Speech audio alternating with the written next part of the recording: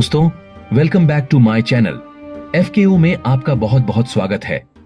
तो दोस्तों, क्या आप जानते हैं कि वह कौन मुगल बादशाह था जिसने सत्ता संभालते ही मचाया था कत्लेआम में? तो दोस्तों, सत्ता को हासिल करने के लिए अपनों से ही जंग लड़नी पड़ी। इसकी शुरुआत अकबर के शासन के अंत से हुई। मुगलों में सत्ता हासिल करने के लिए भाई भाई खून के प्यासे थे। हरम से लेकर दरबार तक इसके लिए षड्यंत्र रचे गए। इसकी शुरुआत हुई अकबर के द्वार से। जब अकबर बूढ़े हो चले तो सवाल उठा कि आखिर सत्ता कौन संभालेगा। सलीम यानी जहांगीर पहले ही बागी हो चुके थे।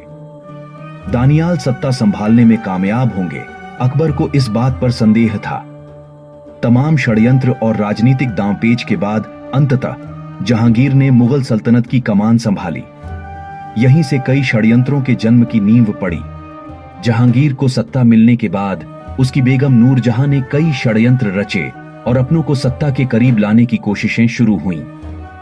28 अक्टूबर 1627 को जहांगीर के इंतकाल के बाद मुगल सल्तनत हासिल करने के लिए बेटों के लिए संघर्ष शुरू हुआ।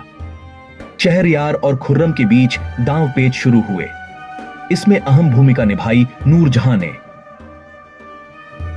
तो दोस्तों, क्या आप जानते हैं कि जब सल्तनत के लिए भिड़े भाई भाई और जब जहांगीर की मौत के बाद उसके सबसे छोटे बेटे मिर्जा शहरयार को बादशाह घोषित किया गया।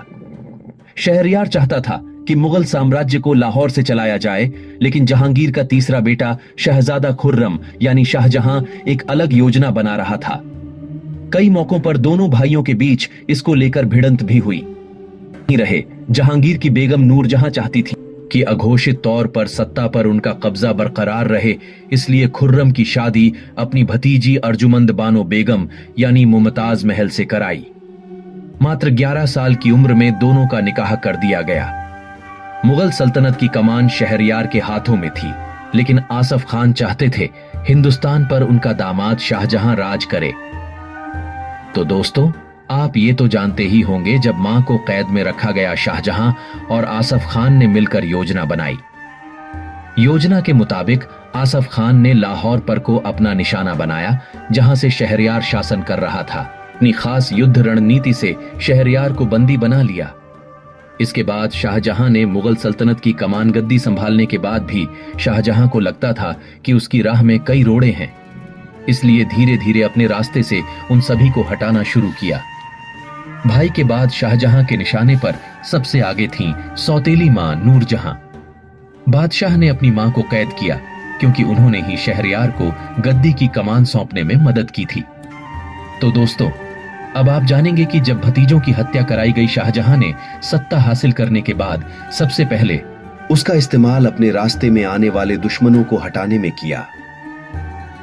पहले अपने भाई खुसरो को मरवाया, फिर 1628 में दूसरे भाई शहरयार की हत्या कराई और भतीजों को हमेशा के लिए रास्ते से हटा दिया। सत्ता को चुनौती देने वाले लोगों को रास्ते से हटाने के बाद करीब 30 सालों तक शाहजहां ने राज किया।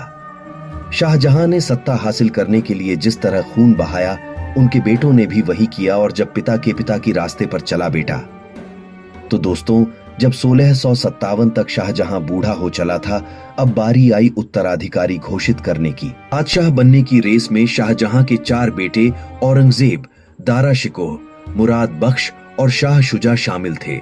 लेकिन शाहजहां अपने प्रिय बेटे दारा शिकोह को सल्तनत की कमान सौंपना चाहते थे। इससे औरंगजेब खफा था। एक दिन शाहजहां ने दारा शिकोह को मुगल बादशाह घोषित कर दिया। इससे नाराज औरंगजेब ने पहले दारा शिकोह की हत्या कराई, फिर शाहजहां को उसी तरह कैद में रखा जैसे उसने अपनी सौतेली मां नूरजहां को बंदी बनाया था। इसके बाद शाह शुजा और मुराद बख्श की हत्या कराकर औरंगजेब ने मुगल सिंहासन पर राज किया। तो दोस्तों, कैसी लगी आपको हमारी ये वीडियो? अगर आप ऐसी ही और इंटरेस्टिंग वीडियो देखना चाहते हैं तो हमारे चैनल को सब्सक्राइब कर लें और बेल आइकन का बटन दबा दें, ताकि हमारी हर वीडियो की नोटिफिकेशन आप तक पहुंचती रहे।